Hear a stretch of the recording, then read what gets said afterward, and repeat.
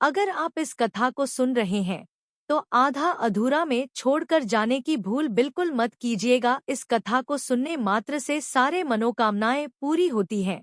एक बार महर्षि नारद के मन में तुलसीदल की महिमा संसार को बताने की इच्छा हुई। बस क्या था, वे द्वारकाधीश श्री कृष्ण की परम उपासिकों में पहुंच गए। वहां उनका बहुत स्वागत हुआ। सत्यभामा जी ने नारद जी से पूछा, मुनिवर, क्या शास्त्र, पुराण, वेद, उपनिषद आदि में कोई ऐसा साधन बताया गया है जिसके अनुष्ठान से मुरली मनोहर प्रभु श्याम सुंदर जन्म जन्मांतर युग युगांतर कल्प कल्पा तक हमें रेम की के ही रूप में प्राप्त हो सके? देवर्षि नारद ने मुस्कुराते हुए कहा, इसके लिए एक बहुत सरल साधन है। जो वस्तु पूरी श्रद्धा से सुयोग्य पात्र को शुभ अवसर पर प्रदान की जाती है, वह परलोक में और अन्य जन्मों में अनंत गुना होकर दाता को प्राप्त होती है। आप अपने पति भगवान श्री कृष्ण को ही शुभ मुहूर्त में श्रद्धापूर्वक किसी सतपाल ब्राह्मण को दान कर दें।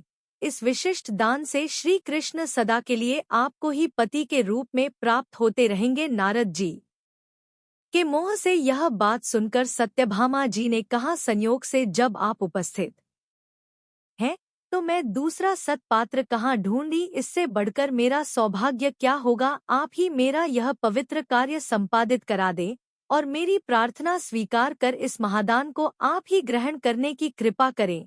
नारद जी ने अपनी स्वीकृति दे दी और संकल्प पढ़कर सभामा जी द्वारा दिए गए पति धन को ग्रहण कर लिया। इसके बाद सत्यभामा जी और नारद जी श्री कृष्ण के पास गए। नारद जी ने उनसे कहा, भगवान सत्यभामा जी द्वारा अब आप मुझको दान दिए जा चुके हो, मेरी वीणा उठाइए और चलिए मेरे साथ। श्री कृष्ण को नारद जी के साथ जाते देखकर सभी रानियां घबरा गई। सत्यभामा जी से बात ज्ञात होने पर वे कहने लगी, अरे बावरी, तुमने यह क्या किया? क्या कभी अपने पति का भी दान किया जाता है? अत्यंत दीनता से रानियों ने नारद जी से कहा, देवर्षि, क्या इसका कोई समाधान है? नारद जी ने कहा, एक समाधान है, श्री कृष्ण के बराबर अन्य किसी वस्तु का दान कर दिया जाए। फिर क्या था, सभी रानियों ने पल भर में ही श्री कृष्ण को तराजू के एक पड़े पर बिठा दिया और दूसरे पलड़े पर अनंत रत्न, स्वर्णाभूषण आदि बहुमूल्य पदार्थ रख दिए। किंतु भगवान को कौन किस वस्तु से तौल सकता है? अंत में सभी रानियां श्री कृष्ण के विरह की संभावना से प्रेम विबल होकर अश्रुपात करने लगी। तब प्रभु का संकेत पाकर सत्यभामा जी ने एक तुलसी दल तराजू के दूसरे पड़े पर रख दिया। प्रभु का पलड़ा तुलसी दल की तुलना में हल्का पड़ गया। केवल तुलसी दल ही पलड़े पर रह गया, अन्य सभी वस्तुएं पलड़े से हटा दी गई। प्रभु के द्वारा तुलसी दल की महामहिमा देखकर सभी रानियां अत्यंत प्रसन्न हो गई। तुलसी दल की महिमा का यही रहस्य भगवान को जगत को दिखाना था। तुलसी दल मात्रे जलस्य चुलुक च विकरण स्वमा मान भक्ते भक्त वत्सल, अर्थात भगवान ऐसे भक्त वत्सल है कि यदि कोई एक तुलसी दल एवं एक चुल्लू जल भी भगवान को प्रेम से अर्पण करता है तो वे भक्त के हाथ स्वयं बिक जाते हैं। तुलसी भगवान विष्णु को अत्यंत प्रिय है, इसलिए वैष्णवी नाम से जानी जाती है। तुलसी के एक पत्ते से भगवान विष्णु श्री कृष्ण की पूजा करने से मनुष्य वैष्णव प्राप्त करता है। वीडियो पसंद आया तो वीडियो को लाइक करके चैनल को सब्सक्राइब कर लीजिए, क्योंकि इस चैनल पर आपको ऐसे ही वीडियो मिलते हैं।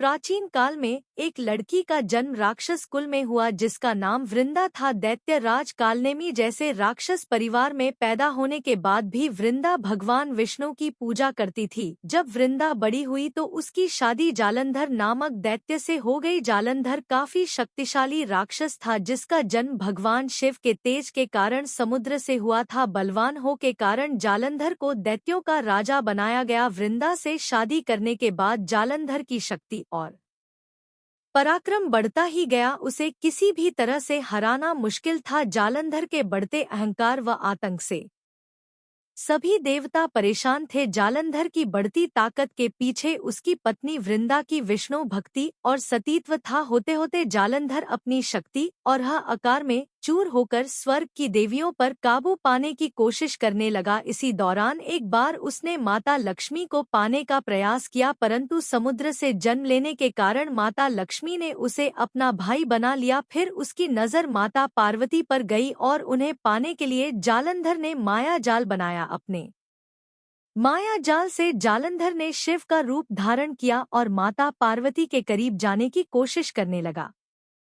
उसी वक्त माँ पार्वती ने उसे पहचान लिया और जब तक जालंधर कुछ समझ पाता वह अदृश्य हो गई। जालंधर के इस दुर्व्यवहार से पार्वती जी को काफी गुस्सा आया और इस पूरी घटना के बारे में उन्होंने भगवान विष्णु को बताया। इधर जालंधर भगवान शिव से पार्वती जी को पाने के लिए कैलाश पर्वत पर युद्ध कर रहा था। तभी भगवान विष्णु ने जालंधर को सबक सिखाने की ठानी। सभी को पता था कि जालंधर अपनी पत्नी के पूजा पाठ और सतीत्व की वजह से ही अजय हुआ है। ऐसे में भगवान विष्णु ने जालंधर को हराने के लिए उसकी पत्नी का पतिव्रत धर्म भंग करने के लिए मायावी चाल चली। भगवान विष्णु एक साधु का रूप धारण करके वृंदा से वन में मिलने पहुंचे। उनके साथ दो मायावी राक्षस भी थे जिन्हें देखते ही वृंदा डर गई। तभी भगवान विष्णु ने उन दोनों राक्षसों का वृंदा के सामने ही वध कर दिया। वृंदा यह देख समझ गई यह कोई आम व्यक्ति नहीं है। उसी पल वृंदा ने साधु से अपने पति के बारे में पूछा। साधु बने भगवान ने अपनी माया शक्ति से दो बंदर प्रकट किए। दोनों बंदरों के हाथों में जालंधर का सिर व धड़ था। यह देखते ही वृंदा बेहोश हो गई। कुछ समय बाद होश में आने पर वह साधु से अपने पति को दोबारा जिंदा करने की प्रार्थना करने लगी। वृंदा की विनती सुन उसके आंखों के सामने साधु ने अपनी माया से जालंधर के कटे हुए शरीर के हिस्सों को जोड़ दिया और स्वयं उस शरीर में समा गए। वृंदा को जरा सा भी अंदाजा नहीं था कि उसके साथ ऐसा छल किया गया है। जालंधर का रूप धारण किए विष्णु जी को वृंदा अपना पति समझकर रहने लगी। वृंदा के ऐसा करने से उसका सतीत्व भंग हो गया जिसके बाद जालंधर कैलाश पर्वत में युद्ध हार गया। जब वृंदा को यह सच पता चला तो उसने गुस्से में विष्णु भगवान को पत्थर बनने का श्राप दे दिया। इस घटना के बाद वृंदा स्वयं सती हो गई। जिस स्थान पर वह भस्म हुई वहां तुलसी का पौधा प्रकट हुआ। विष्णु भगवान वृंदा की पति भक्ति से प्रसन्न हुए और उन्होंने कहा, हे वृंदा, तुम्हारी पति भक्ति देखने के बाद तुम मुझे प्रिय लगने लगी हो। अब सदैव तुम मेरे साथ तुलसी के रूप में रहोगी। तुम्हारे तुलसी रूप का जो भी व्यक्ति मेरे शालिग्राम के साथ विवाह कराएगा उसे 1000 गुना यश व पुण्य प्राप्त होगा। जिस भी मनुष्य के घर तुलसी का वास होगा उस घर में कभी भी अमय यमदूत नहीं आएंगे। आगे भगवान ने कहा, तुलसी के पौधे की पूजा करने वालों को गंगा व नर्मदा में स्नान करने के बराबर पुण्य प्राप्त होगा। संसार में चाहे कोई भी मनुष्य कितना भी दुष्ट क्यों ना हो, कितने भी पाप क्यों ना किए हो, मृत्यु के दौरान उसके मुंह में तुलसी और गंगा जल अवश्य दिया जाएगा। इससे वह अपने पापों से मुक्त होकर वैकुंठ धाम जाएगा। इसके अलावा जो व्यक्ति तुलसी व आंवला के पेड़ की छाया में पितरों का श्राद्ध करेगा उसके पितरों को मोक्ष मिलेगा। इस कहानी से हमें सीख मिलती है कि छल कपट या फिर अपनी शक्ति का दुरुपयोग करने वाले व्यक्ति का विनाश होना तय है।